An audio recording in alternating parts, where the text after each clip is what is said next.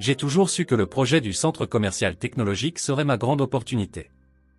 J'ai passé des mois à travailler sans relâche, dessinant chaque détail, calculant chaque angle, et imaginant chaque espace comme s'il était une extension de mon propre être. C'était plus qu'un travail, c'était ma passion, ma chance de montrer au monde de quoi j'étais capable. Les nuits blanches, les tasses de café interminables et les critiques que j'ai reçues tout au long du chemin n'ont fait que me rendre plus déterminé. Je savais que cela pourrait changer ma vie à jamais. Quelques jours plus tard, cependant, quelque chose d'étrange se produisit. Tous les dirigeants de l'entreprise reçurent un email annonçant que Gustavo, mon collègue, ferait une présentation spéciale pour de grands investisseurs. L'email mentionnait un « projet innovant » qu'il avait développé. Mon cœur s'arrêta un instant. Comment cela? Je connaissais Gustavo depuis des années, et il n'avait jamais mentionné quoi que ce soit à propos d'un projet personnel. Quelque chose n'allait pas. Je décidai d'enquêter. Je me rendis à son bureau et, avec un peu de chance et d'astuce, je réussis à accéder à son ordinateur lorsqu'il partit aux toilettes. Là, devant mes yeux, se trouvaient mes dessins, mes calculs, mes idées. Il avait tout copié, mot pour mot, détail pour détail. Mon projet. Mon rêve. Volé. Je ressentis une vague de colère et de trahison comme jamais auparavant. Gustavo, quelqu'un que je considérais comme un ami, avait fait cela. À ce moment-là, quelque chose en moi changea. La colère que je ressentais n'était pas passagère, elle était profonde, viscérale. Je ne pouvais pas simplement laisser passer cela. Il avait franchi une ligne, et je savais que je devais faire quelque chose. Quelque chose qu'il n'oublierait jamais. Quelque chose qui le ferait payer pour chaque nuit que j'avais passée éveillé, pour chaque goutte de sueur que j'avais versée sur ce projet. Je ne voulais pas seulement de la justice, je voulais de la vengeance. Je commençais à planifier. J'avais besoin de quelque chose qui l'humilierait, qui le détruirait de la même manière qu'il avait tenté de me détruire. Quelque chose qui montrerait à tous qui il était vraiment. Et c'est alors que l'idée me vint à l'esprit. C'était simple, mais efficace. Et je n'aurais aucun remords. Il méritait chaque seconde de ce qui allait arriver. Les jours suivants, j'observais Gustavo de près. Il agissait comme si rien ne s'était passé, comme s'il était le propriétaire de cette idée brillante. Je le voyais sourire aux collègues, discuter avec enthousiasme de la présentation qu'il allait faire, comme s'il était le génie derrière tout cela. Chaque sourire de sa part était un coup de couteau dans ma poitrine, chaque mot un mensonge qui résonnait dans les couloirs de l'entreprise. Je connaissais la vérité, mais personne d'autre ne la connaissait. Et je devais changer cela. Je décidai de ne pas le confronter directement. Cela aurait été trop simple, trop facile. Je voulais qu'il tombe par lui-même, que son arrogance le mène à sa perte. Et pour cela, je devais être patient. Je continuais à travailler comme si de rien n'était, gardant un sourire sur mon visage et une posture professionnelle. Personne ne pouvait me soupçonner. J'étais Fernando, le dévoué, Fernando, le digne de confiance. Personne ne savait ce que je planifiais. Pendant ce temps, Gustavo se préparait pour la grande présentation. Il semblait confiant, presque arrogant. Je le voyais répéter son discours, ajuster les diapositives que j'avais créées, comme si elles étaient son œuvre. Chaque fois qu'il passait près de moi, je sentais une pression dans ma poitrine, mais je gardais mon calme. Je savais que le moment approchait. C'est alors que j'eus l'idée finale. Quelque chose qui le ferait s'autodétruire devant tout le monde. Quelque chose que personne n'oublierait jamais. J'achetai un laxatif extrêmement puissant, de ceux qui agissent rapidement et sans pitié. C'était parfait. Il portait toujours une bouteille d'eau avec lui, surtout pendant les présentations. Je savais qu'il en boirait, et je savais ce qui se passerait ensuite. La veille de la présentation, j'agis rapidement. J'attendis que tout le monde quitte le bureau, puis je me rendis au bureau de Gustavo. Sa bouteille d'eau était là, comme toujours. Avec précaution, j'ouvris le bouchon et y versai le laxatif, mélangeant bien pour qu'il ne remarque rien. Je refermai la bouteille et la remis à sa place, exactement comme elle était. Personne ne vit rien. Personne ne savait. Cette nuit-là, j'eus du mal à dormir. Je savais que le lendemain serait décisif. Gustavo allait vivre le pire jour de sa vie, et je n'aurais aucune pitié. Il avait volé mon projet, trahi ma confiance, et maintenant il allait payer pour cela. Je n'avais aucun remords. Je n'avais aucun regret. Il méritait chaque seconde de ce qui allait arriver. Le jour de la présentation arriva enfin. Le bureau était plein d'énergie, tout le monde commentait l'importance de la réunion avec les investisseurs.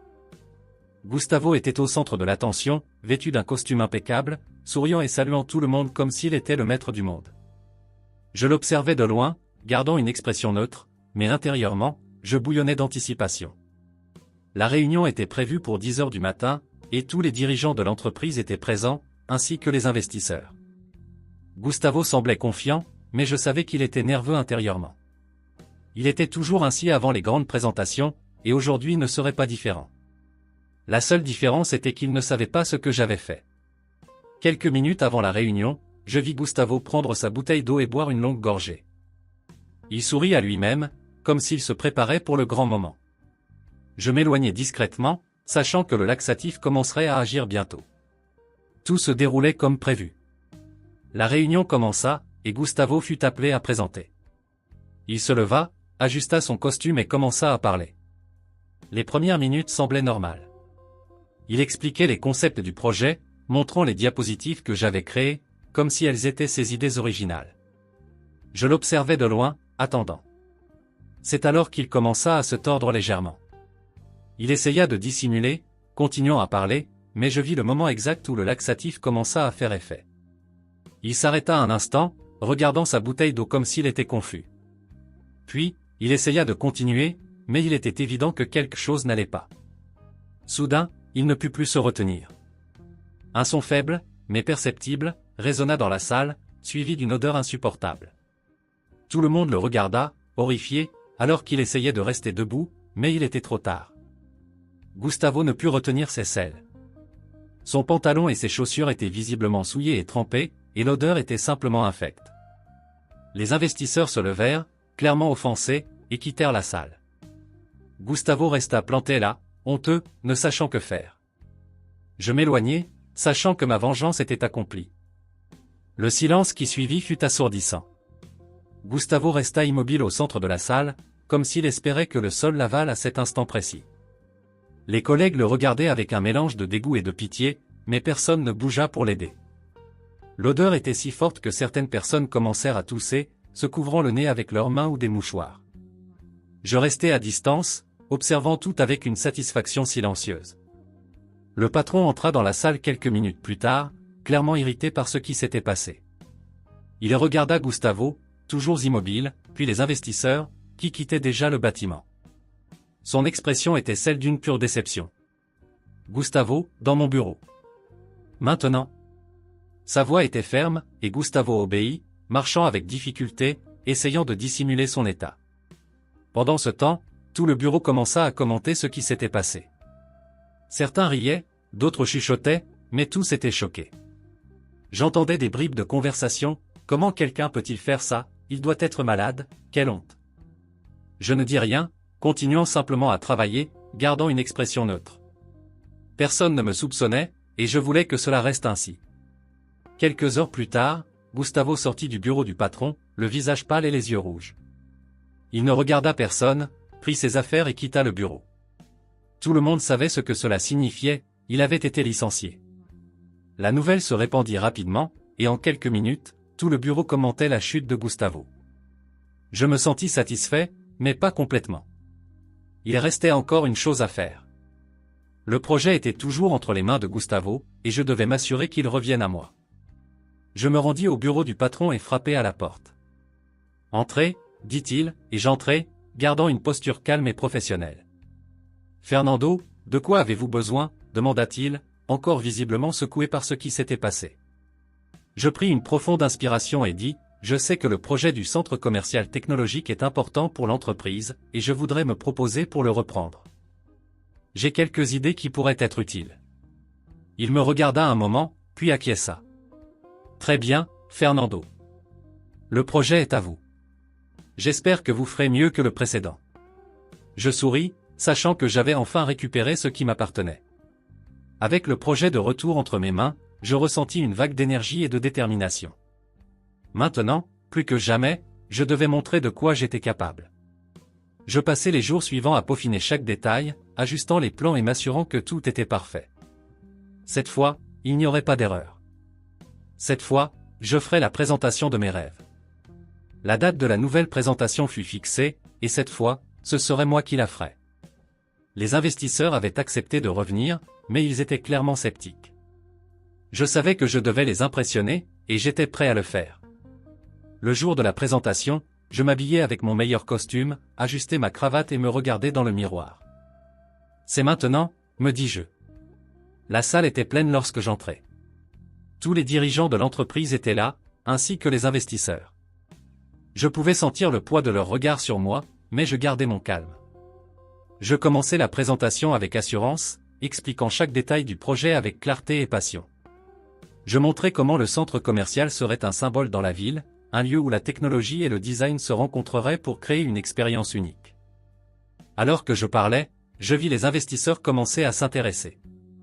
Ils posaient des questions, et je répondais avec précision, montrant que je connaissais chaque détail du projet.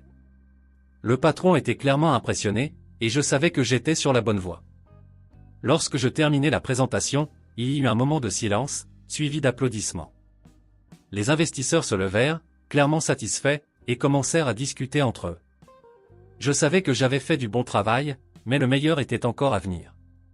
À la fin de la journée, je reçus la nouvelle que j'attendais tant, les investisseurs avaient approuvé le projet, et je serais responsable de le diriger. Le patron me félicita, disant que j'avais sauvé l'entreprise d'une grande honte. Je souris, le remerciai et retournai à mon bureau, sachant que j'avais enfin obtenu la reconnaissance que je méritais. Les jours suivants, le projet du centre commercial technologique devint le centre d'attention de l'entreprise. Tout le monde commentait comment j'avais sauvé la situation, et j'étais constamment félicité par mes collègues. Gustavo, quant à lui, avait disparu. Personne ne savait où il était, et personne ne semblait s'en soucier. Il était devenu une blague. Moi, en revanche, j'étais au sommet du monde. Le projet avançait mieux que prévu, et je recevais des éloges de tous les côtés. Le patron me promut, disant que j'étais l'avenir de l'entreprise. J'acceptais la promotion avec humilité, mais intérieurement, j'étais exalté. J'avais obtenu tout ce que je voulais, et même plus. En fin de compte, je me sentis satisfait. La vengeance avait été implacable, sans remords et sans regret. J'avais récupéré ce qui m'appartenait, et Gustavo avait eu ce qu'il méritait. La vie continua, et je continuai à travailler dur, sachant que je ne laisserais plus jamais quelqu'un voler ce qui était à moi.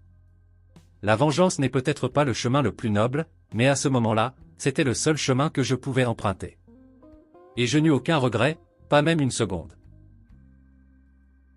Alors, avez-vous aimé cette histoire? J'espère que vous avez apprécié chaque seconde. Likez la vidéo et abonnez-vous à la chaîne pour ne manquer aucun contenu futur. Dites-moi dans les commentaires ce que vous en avez pensé, j'adorerais savoir ce que vous en pensez. À la prochaine. Je vous attends.